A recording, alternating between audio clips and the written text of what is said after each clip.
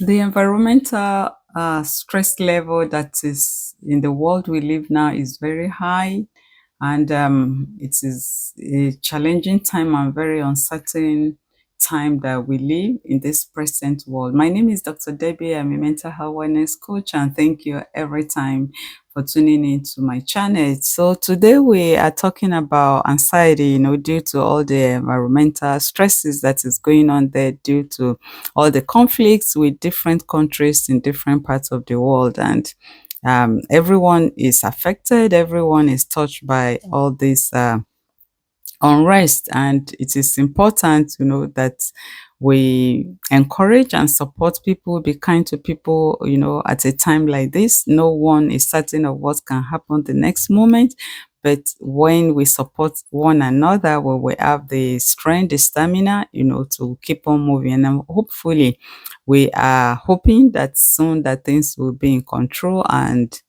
we will get some relief and some rest. And during a time like this, people that have been going through issues in their life before, that previously they've been dealing with anxiety, can be escalated at a time like this, and it just goes very high and becomes uncontrollable. It is advisable that they are encouraged to seek treatment so that they can be well taken care of. Normally, we have normal anxiety as human that help us, to achieve, responsibilities.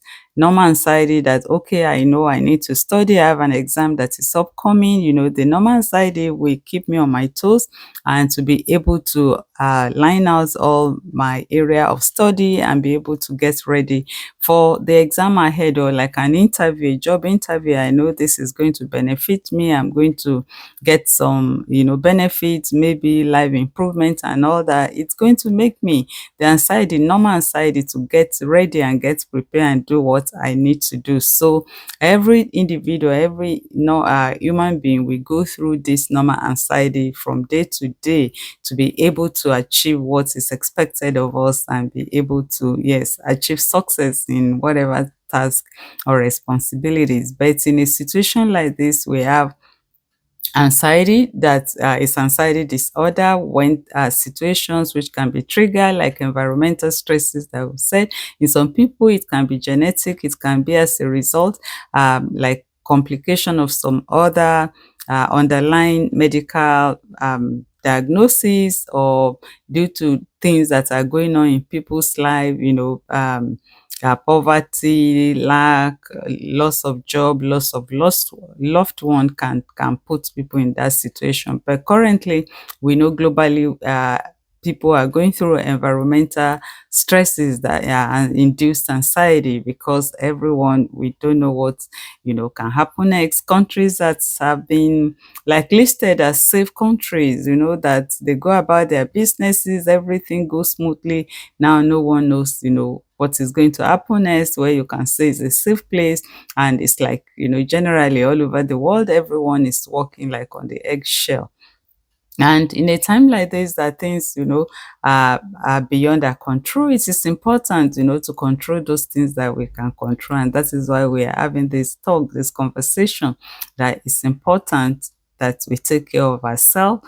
And like, like anxiety can affect like our behavior. We become worried, fearful, afraid, restless, and irritable, like even it can trigger or generate violence, maybe argument, disagreement between people, because everybody is like really tense in a time like this. It is important there are a lot of coping strategy skills that we can use to relax and calm ourselves down, like deep breathing. We can practice that. Is very easy to learn. You breathe in like for 4 seconds, you can count, and then you hold it, like for first 7 seconds, and then you breathe out through your mouth for like 8 seconds. So this can be helpful to calm you down, to relax during this time. It helps you take a lot of oxygen that help your brain processes and circuits, and the oxygen is the food of the brain. And apart from that, it's quieting, the center that is the alarm system of our brain, and we come to calmness and get to a relaxed state. Normally, we have, like I've said, we have normal anxiety, but that is just to put us on a level of achieving tasks. The other one that we have is the one that is linked to a circuit in our brain that keep us safe, like in case of danger, in case of any unsafe situation is able to trigger that safety alarm system goes off, and we know how to put ourselves in a safe place. Like, maybe you want to cross a very busy highway, or you are driving on a very big many lanes, you'll be alert. That alert alarm is going to put you alert and let you focus and concentrate, so that you have to be very safe, that your concentration is 100% at this time. So that is what that type of alarm is. But in situations like this, maybe people have experienced or witnessed some unpleasant, some very terrific situations, that alarm also can go off, and they can re-experience what they went through during the other tragic experiences. And that is why during this time, people that have gone maybe like childhood abuse, maybe like um intimate partner violence, maybe they've experienced some accidents, some graphic things, during environmental stresses like this that is going on around the world, can trigger people and make them to experience that type of flashback. And what do we do at this time? It's important to seek help, to seek treatment, to seek counseling, to seek therapy, and yeah, if medication is necessary. And I've said my name is Dr. Debbie, mental health wellness coach, and we walk people throughout this, teach them a lot of coping skills and strategies that they can use to calm themselves down in a time like this. Because if we live anxiety and it continues to go up, we have different scale for the anxiety. Apart from the normal, we have the mild, moderate, and severe, and it can easily escalate from one level to the other if we do nothing about it. So it's important that we take necessary steps so that we can put ourselves into calm, because as I've said, it can impact our responses, our reactions to situations at home, at place of work, or in our community, and that can trigger violence or a lot of other bigger things. And as well, it can impact our physical health, like our heart racing, our that's go like increased heart rate during the moment of anxiety.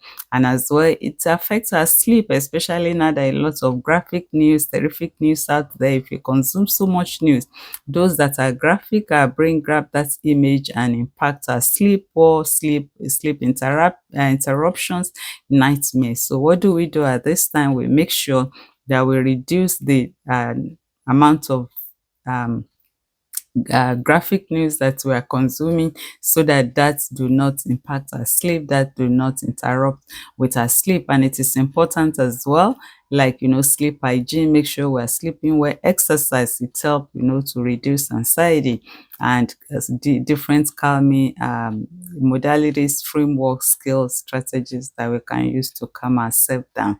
And to be kind to one another at this time, to be patient with people. People are going through a lot of things, a lot of family have been affected, people are in commotion, that we understand with one another at this time. And we are hoping that very soon, very short, that things will be under control. And I'm a Christian, I believe in God. The only thing that we can do at this time, things that is beyond our control, is to call on God of heaven, that has the whole world in his control, and he will intervene, and we will have peace, and things will normalize. My name is Dr. Debbie. I hope you learned something, and like, share, comment, so that other people too can benefit. And until I see you in my next video, be kind to people, take care of your health, relax, and most importantly, have a positive mental health, and be kind to everyone. And if treatment is needed, please seek help.